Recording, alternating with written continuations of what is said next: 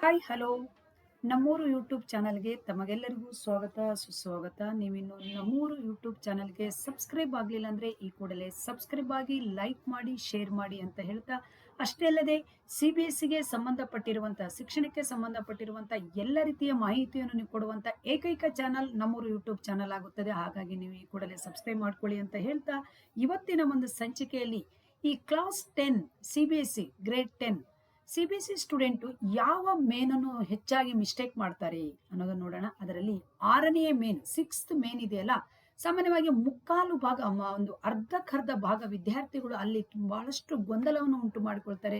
ಅದನ್ನು ಬಹಳ ಸರಳವಾಗಿ ಪರೀಕ್ಷಾ ದೃಷ್ಟಿಯಿಂದ ಅದಕ್ಕೊಂದು ಗ್ರಾಮರ್ ಟಿಪ್ಸ್ ಅಂತಾನೆ ಹೇಳ್ಬೋದು. ಹೇಗೆ ಸರಳವಾಗಿ ಅದನ್ನು ಪರಿಹಾರ ಮಾಡುವುದಕ್ಕೆ ಅನ್ನೋದನ್ನು ಇವತ್ತಿನ ಒಂದು ಸಂಚಿಕೆಯಲ್ಲಿ ನಾನು ಹೇಳ್ಕೊಡ್ತಾ ಇದ್ದೀನಿ. ತಿಳ್ಕೊಳ್ಳಿ ಮಕ್ಕಳೇ ಅಂತ ಹೇಳ್ತಾ, ಪರೀಕ್ಷಾ ಟಿಪ್ಸ್ ಅದರಲ್ಲಿ ಗ್ರಾಮರ್ ಎಕ್ಸಾಮ್ ಟಿಪ್ಸ್ ಅಂತಾನೆ ತಿಳ್ಕೊಳ್ಳಿ ಮಕ್ಕಳೇ ಇದರಲ್ಲಿ.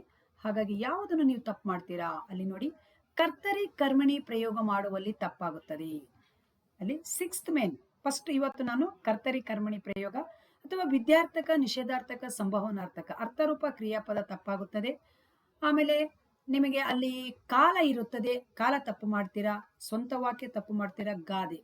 ಹಾಗೂ ಈ ಒಂದುಗಳನ್ನು ಆ 6th ಮೇನಲ್ಲಿ ಇರುವಂತಹ ಆ ಗ್ರಾಮರ್ಗಳನ್ನು ಸಾಮಾನ್ಯವಾಗಿ ಮುಕ್ಕಾಲು ಭಾಗದ ಮಕ್ಕಳುಗಳು ಬಹಳಷ್ಟು ಮಿಸ್ಟೇಕ್ ಮಾಡ್ತಾರೆ. ಅದು ಮಿಸ್ಟೇಕ್ ಆಗ್ಬಾರ್ದು. ಈ ಬರುವಂತ 24ನೇ ಪರೀಕ್ಷೆಯಲ್ಲಿ ಯಾರು ಮಿಸ್ಟೇಕ್ ಮಾಡಬಾರ್ದು, ಎಲ್ಲರೂ ಆ ವಿಭಾಗದಿಂದಲೂ 6ಕ್ಕೆ 6 ಅಂಕ ತೆಗೆದುಕೊಳ್ಳಬೇಕು ಅನ್ನೋ ಕಾರಣಕ್ಕೋಸ್ಕರ ಈ ಒಂದು ಸಂಚಿಕೆಯನ್ನು ನಾನು ಮಾಡ್ತಾ ಇದ್ದೀನಿ ವಿದ್ಯಾರ್ಥಿಗಳೇ. ಹಾಗಿದ್ರೆ ಬನ್ನಿ ನೋಡೋಣ ಯಾವ ರೀತಿ ಇದೆ. ಮೊದಲಿಗೆ ಪ್ರಾರಂಭಿಸೋಣ. ಇಲ್ಲಿ ನೋಡಿ, ನಾನು ಹೇಳ್ತಾ ಇದ್ದೀನಿ, ರಾಮನು ಸೇತುವೆಯನ್ನು ಕಟ್ಟಿದನು ಅನ್ನೋದು ಒಂದಿದೆ. ಹಾಗಾಗಿ ಇಲ್ಲಿ ನೀವು ನೋಡ್ಬೇಕಾಗಿದ್ದೇನು, ಕರ್ತರಿ ಕರ್ಮಣಿ ಪ್ರಯೋಗ ಅಂದ ತಕ್ಷಣನೇ ನೀವು ಇಲ್ಲಿ ನೋಡ್ಬೇಕಾಗಿದ್ದೇನೋ, ಗಮನಿಸಬೇಕಾಗಿದ್ದೇನು ಅಂತ ಹೇಳಿದ್ರೆ, ಈ ವಾಕ್ಯಗಳೆಲ್ಲ ಸಾಮಾನ್ಯವಾಗಿ ನಿಮಗೆ ಗೊತ್ತಾಗ್ಬಿಡ್ತೈತಿ. ಆದ್ರೆ ನೀವು ಇಲ್ಲಿ ತಪ್ಪನ್ನು ಮಾಡುವುದು ಎಲ್ಲಿ? ಹಾಗಿದ್ರೆ ಏನ್ ಇರಬೇಕು ಆ ಕರ್ತರಿ ಕರ್ಮಣಿ ಪ್ರಯೋಗ ಮಾಡುವಾಗ, ಯಾವ ನಿಯಮವನ್ನು ಅದು ಒಳಗೊಂಡಿರಬೇಕು ಅನ್ನೋದನ್ನು ನೋಡೋಣ. ಫಸ್ಟಿಗೆ ಅದಕ್ಕೆ ಬೇಕಾಗಿರುವಂತದೇ ಕಾಲ. ನೀವು ಇದು ಯಾವ ಕಾಲದಲ್ಲಿದೆ ಅನ್ನೋದನ್ನು ನೋಡ್ಕೊಳ್ಬೇಕಾಗುತ್ತದೆ. ಕಾಲ ಬಹಳಷ್ಟು ಮುಖ್ಯವಾಗಿರುತ್ತದೆ. ಅನಂತರ ಇಲ್ಲಿ ಲಿಂಗನೂ ಸಹ ಇರುತ್ತದೆ, ವಚನ ಇರುತ್ತದೆ. ನೋಡಿ ನೆನ್ಪಿಟ್ಕೊಳ್ಳಿ, ಇದ್ರಲ್ಲಿ ಎಷ್ಟು ಇರುತ್ತೆ, ಎಷ್ಟು ನಿಯಮಗಳನ್ನು ಒಳಗೊಂಡಿರ್ತದೆ. ಆಮೇಲೆ ಕಾಲ ಸೂಚಕ ಪ್ರತ್ಯಯ ಇರುತ್ತದೆ, ಕಾಲ ಸೂಚಕ ಪ್ರತ್ಯಯ ನಾನು ಇಲ್ಲಿ ಬರಿತಾ ಇದ್ದೀನಿ, ನಿಮಗೆ ಕಾಣಿಸ್ತಾ ಇದೆ ಅಂತ ಅಂದ್ಕೊಂಡಿದ್ದೀನಿ ವಿದ್ಯಾರ್ಥಿಗಳೇ. ಅಷ್ಟೇ ಅಲ್ಲದೆ ಕ್ರಿಯಾಪದಕ್ಕೆ ಅಲ್ಪಡು ಎಂಬ ಪ್ರತ್ಯಯವನ್ನು ಸೇರಿಸಬೇಕಾಗುತ್ತದೆ. ಕ್ರಿಯಾಪದಕ್ಕೆ ನಾವು ಕ್ರಿಯಾಪದಕ್ಕೆ ಅಲ್ಪಡು ಎಂಬ ಪ್ರತ್ಯಯವನ್ನು ಸೇರಿಸಬೇಕಾಗುತ್ತದೆ. ಅಲ್ಪಡು ಎಂಬ ಪ್ರತ್ಯಯವನ್ನು ಸೇರಿಸಬೇಕಾಗುತ್ತದೆ. ಫಸ್ಟ್ ನೋಡ್ಬೇಕಾಗಿದ್ದೆ ನೀವು ಕಾಲ, ಓಕೆನಾ. ಆಮೇಲೆ ಇಲ್ಲಿ ವಿಭಕ್ತಿ ಪ್ರತ್ಯಯವನ್ನು ಸಹ ಗಮನಿಸಬೇಕಾಗುತ್ತದೆ. ಇಷ್ಟು ಈ ನಿಯಮವನ್ನು ಇಟ್ಕೊಂಡ್ರೆ ಮಾತ್ರ ಇದನ್ನು ಮಾಡ್ಲಿಕ್ಕೆ ಕರೆಕ್ಟ್ ಆಗುತ್ತದೆ ಮಕ್ಕಳೇ. ಇಷ್ಟು ನಿಯಮಗಳು ಇರಬೇಕಾಗುತ್ತದೆ. ಇದನ್ನು ಕಾಲ, ಲಿಂಗ, ವಚನ ಮತ್ತು ಕಾಲಸೂಚಕ ಪ್ರತ್ಯಯದಲ್ಲಿ ಕ್ರಿಯಾಪದಕ್ಕೆ ಅಲ್ಪಡು ಪ್ರತ್ಯಯ ಮತ್ತು ವಿಭಕ್ತಿ ಪ್ರತ್ಯಯ, ಈ ಇಷ್ಟು ನಿಯಮಗಳನ್ನು ಹೊಂದಿರುತ್ತದೆ. ಇದು ನೋಡಿ, ನಿಮಗೆ ನೋಡ್ಲಿಕ್ಕೆ ಒಂದು ಹಾಗೆ ಇದೆಯಲ್ಲ ಅಂತ ಅನ್ಸ್ಬಹುದು, ಆದ್ರೆ ಅದು ಇಷ್ಟು ನಿಯಮವನ್ನು ಒಳಗೊಂಡಿರ್ತದೆ. ಇದಿಷ್ಟು ನಿಯಮಗಳನ್ನು ನೀವು ತಿಳ್ಕೊಂಡ್ರೆ ಈ ಒಂದು ಕರ್ತರಿ ಕರ್ಮಣಿ ಪ್ರಯೋಗ ಬಹಳಷ್ಟು ಈಸಿ ಆಗಿರುತ್ತದೆ ಅಂತ ನನಗನ್ಸುತ್ತದೆ.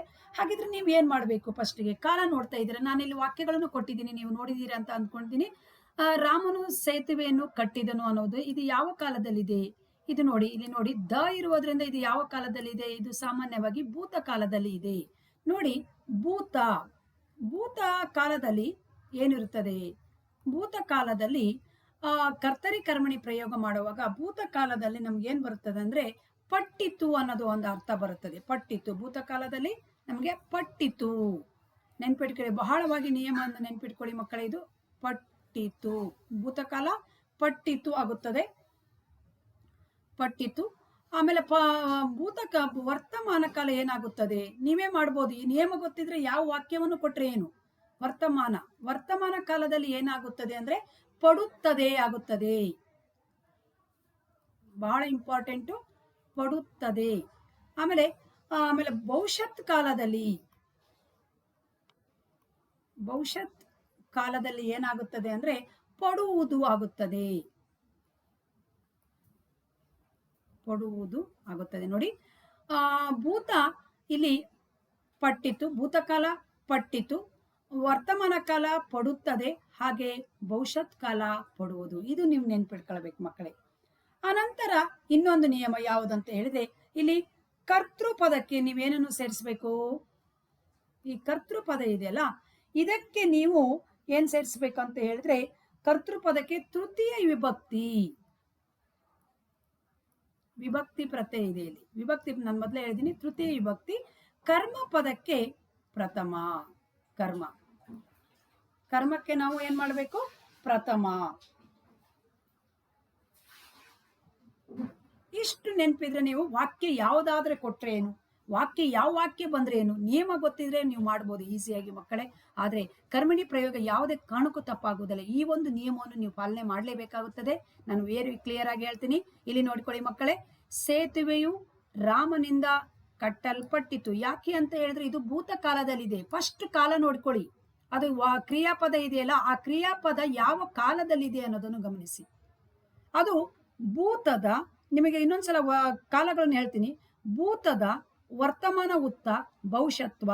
ಅದೇ ರೀತಿಯಾಗಿ ನಾನು ಬರ್ತಿದ್ದೇನೆ ಇಲ್ಲಿ. ಭೂತದಲ್ಲಿ ಪಟ್ಟಿತು, ವರ್ತಮಾನದಲ್ಲಿ ಪಡುತ್ತದೆ, ಭವಿಷ್ಯತ್ತಿನಲ್ಲಿ ಪಡುವುದು ಅನ್ನೋದು ಹೇಳಿದ್ದೀನಿ ನಾನು. ಹಾಗಾಗಿ ಇಲ್ಲಿ ಸೇತುವೆಯು ರಾಮನಿಂದ ಕಟ್ಟಲ್ಪಟ್ಟಿತು. ಯಾಕೆಂದ್ರೆ ಅದು ಭೂತಕಾಲದಲ್ಲಿ ಇದೆಯಲ್ಲ, ಹಾಗಾಗಿ. ಭೀಮನು ಬಕಾಸುರನನ್ನು ಕೊಂದನು. ಬಕಾಸುರನು ಭೀಮನಿಂದ ಕೊಲ್ಲಲ್ಪಟ್ಟನು. ಇದು ಕೂಡ ಕೊಂದನು ಅನ್ನೋದು ಇಲ್ಲಿ ದ ಇದೆಯಲ್ಲ ಮಕ್ಕಳೇ. ಹಾಗಾಗಿ ಇಲ್ಲಿ ಕೂಡ ನಮ್ಗೆ ಏನಾಗುತ್ತದೆ, ಇಲ್ಲಿ ಇದು ಭೂತಕಾಲದಲ್ಲೇ ಇದೆ. ಹಾಗಾಗಿ ಅಲ್ಲಿ ಭೂತಕಾಲದಲ್ಲಿ ಏನಾಗುತ್ತದೆ? ಭೂತಕಾಲದಲ್ಲಿ ಪಟ್ಟಿತ್ತು ಆಗುತ್ತದೆ ಅಲ್ಲ, ಹಾಗಾಗಿ. ಓಕೆನಾ? ಇಲ್ಲಿ ಇನ್ನೊಂದು ನೋಡಿ, ಮಕ್ಕಳು ಪುಸ್ತಕವನ್ನು ಓದುತ್ತಾರೆ. ಇದು ಯಾವುದೆಲ್ಲಿದೆ? ಓದುತ್ತಾರೆ. ಭೂತದ ವರ್ತಮಾನ ಉತ್ತ. ಭೂತದ ವರ್ತಮಾನ ಉತ್ತ ತಾ ಇದೆ. ಹಾಗಿದ್ರೆ ಭೂತದಲ್ಲಿ ವರ್ತಮಾನದಲ್ಲಿ ಏನ್ ಬರುತ್ತದೆ ಅಂತ ನಾನು ಹೇಳಿದ್ದೀನಿ. ವರ್ತಮಾನದಲ್ಲಿ ಪಡುತ್ತದೆ ಅನ್ನೋದು ಬರುತ್ತದೆ. ವರ್ತಮಾನದಲ್ಲಿ ಪಡುತ್ತದೆ ಅನ್ನೋದ್ರಿಂದ ಮಕ್ಕಳು ಪುಸ್ತಕವನ್ನು ಓದುತ್ತಾರೆ. ಇದು ವರ್ತಮಾನ ಕಾಲದಲ್ಲಿದೆ. ಹಾಗಾಗಿ ಪುಸ್ತಕವು ಮಕ್ಕಳಿಂದ ಓದಲ್ಪಡುತ್ತದೆ ಆಗ್ಬೇಕಾಗುತ್ತದೆ. ಯಾಕಂದ್ರೆ ಅದು ವರ್ತಮಾನ ಕಾಲದಲ್ಲಿದೆ. ಓಕೆನಾ?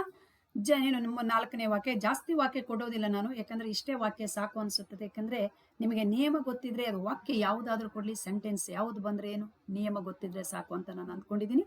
ಜನರು ಜಾತ್ರೆಯನ್ನು ಮಾಡುವರು. ಇಲ್ಲಿ ನೋಡಿ, ಜನರಿಂದ ಜಾತ್ರೆಯು ಮಾಡಲ್ಪಟ್ಟಿತು. ಓಕೆ, ಹೀಗೆ ತೆಗೆದುಕೊಳ್ಳಬಹುದಾಗುತ್ತದೆ. ನೀವು ಹೇಗೆ ಕರ್ತರಿ ಕರ್ಮ ಪದವನ್ನಾದ್ರೂ ಫಸ್ಟ್ ತಗೊಳ್ಳಿ, ಅಥವಾ ಕರ್ತೃ ಪದವನ್ನಾದ್ರೂ ಫಸ್ಟ್ ತಗೊಳ್ಳಿ. ಕೆಲವೊಂದು ವಾಕ್ಯಕ್ಕೆ ಕರ್ತೃ ಪದವನ್ನು ಫಸ್ಟ್ ತಗೊಳ್ಬೇಕಾಗುತ್ತದೆ, ಕೆಲವೊಂದು ವಾಕ್ಯದಲ್ಲಿ ಕರ್ಮ ಪದವನ್ನು ತೆಗೆದುಕೊಳ್ಬೇಕಾಗುತ್ತದೆ. ಹಾಗಾಗಿ ಅದನ್ನು ಗಮನಿಸಿ. ಇಲ್ಲಿ ನೋಡಿ, ಮಾಡುವರು ಅಂತ ಇದೆಯಲ್ಲ, ಹಾಗಾಗಿ ಹೂ ಬಂದಿದೆಯಲ್ಲ, ಮಾಡುವರು ಓ ಇದೆಯಲ್ಲ, ಹಾಗಾಗಿ ಇದು ಭವಿಷ್ಯತ್ತಿನಲ್ಲಿ ಇದೆ. ಹಾಗಾಗಿ ಪಡುವುದು. ವೆರಿ ಕ್ಲಿಯರ್, ನೆನ್ಪಿಟ್ಕೊಳ್ಳಿ. ಇಲ್ಲಿ ನೋಡಿ, ವಾಕ್ಯವನ್ನು ಕೊಟ್ಟಿದ್ದೀನಿ ನಾನು, ಯಾವ ರೀತಿಯಾಗಿ ಇರುತ್ತದೆ ಅನ್ನೋದನ್ನ ನೋಡ್ಕೊಳ್ಳಿ ಮಕ್ಕಳೇ. ನೀವು ಕರ್ತರಿ ಕರ್ಮಣಿ ಪ್ರಯೋಗ ಮಾಡ್ಬೇಕಂದ್ರೆ ಮೊದಲಿಗೆ ನೀವೇನ್ ಮಾಡಬೇಕು? ಕ್ರಿಯಾಪದವನ್ನು ಅಬ್ಸರ್ವ್ ಮಾಡಿ. ಕ್ರಿಯಾಪದಕ್ಕೆ ನೀವು ಅಲ್ಪಡು ಪ್ರತ್ಯಯನು ಸೇರಿಸಿ.